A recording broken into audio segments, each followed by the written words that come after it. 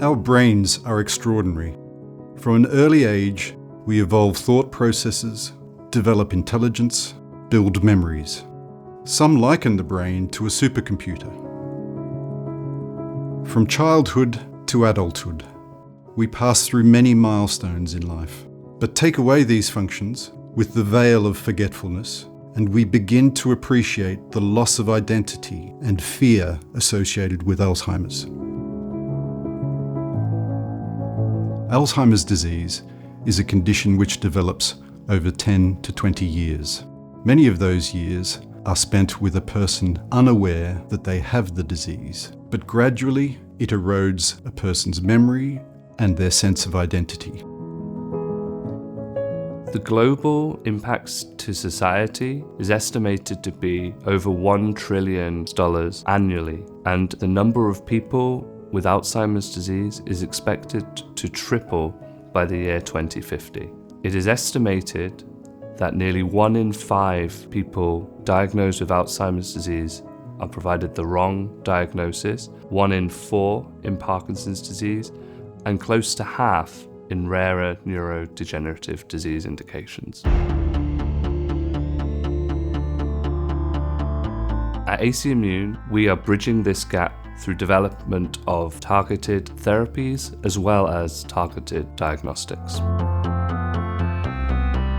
My passion to work on this very hard topic of Alzheimer's disease is that I believe we can make, as the company, because of our technology, because of our people, a contribution to the next therapy and also the diagnosis of a disease. We have an outstanding team in terms of science. The bar for science is very, very high in AC Immune, but it's also this dedication to the company, to the cause, to be able to help potentially people motivated by the cause of a disease and this incredible passion to win. Alzheimer's disease is a multifactorial heterogeneous disease. There are many factors also on the biological level contributing to the appearance of a disease pathology. And therefore, it's not only one specific protein which got toxic, is misfolded and in the end leads to neuronal damage and cognitive decline, but there is a contribution of different markers and toxic contributors in the brain. For that reason, we also have to be very specific in combining different efforts to help a patient to become better. So what can I do to lower the risk of developing Alzheimer's disease? A physically active life is certainly one of those. Reducing diabetes, reducing obesity, addressing things like heart disease. We can stop smoking, reduce the amount of alcohol we consume. All of these things will have a beneficial impact and lower the risk of Alzheimer's. But on their own, they're not enough.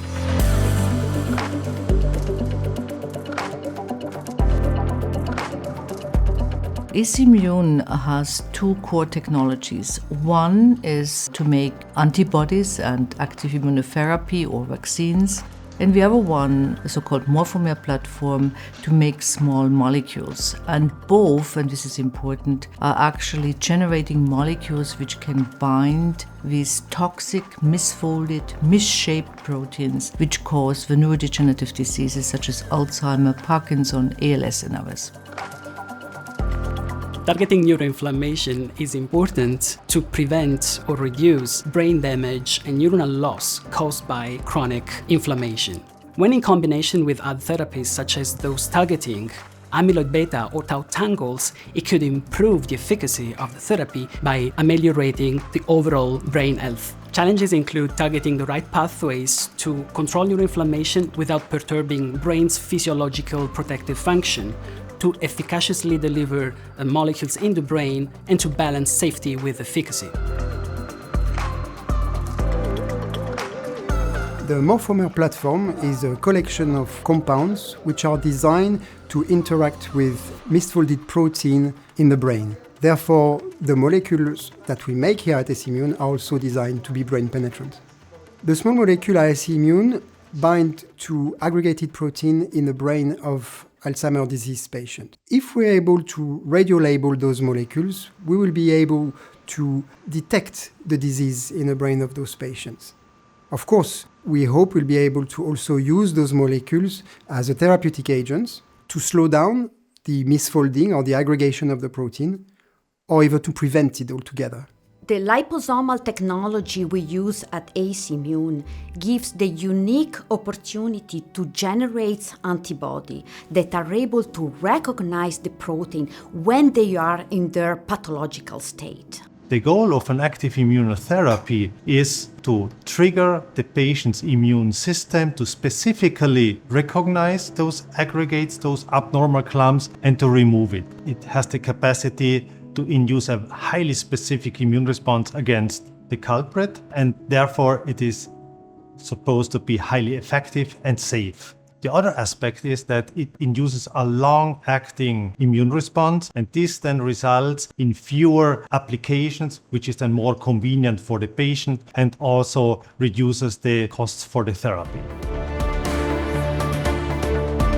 One of the future very important aspects is that we move to prevention, but this is only possible if we have early and accurate measurements, what we call biomarkers, like cholesterol for cardiovascular disease. We have them now, but these biomarkers have to be part of the normal doctor's practice, because with 40 years onwards, you will have these risk factors, and that's when you want to intervene. The greatest achievement for a scientist is to see that the drug you have helped to design and to develop reach the clinical trial stage. This is a very exciting moment. As many of us, I have a close family member who suffer from Alzheimer's disease and Parkinson disease, and I was thinking if they are still here with me, they would be happy to see that the drug I helped to develop is in clinical trial.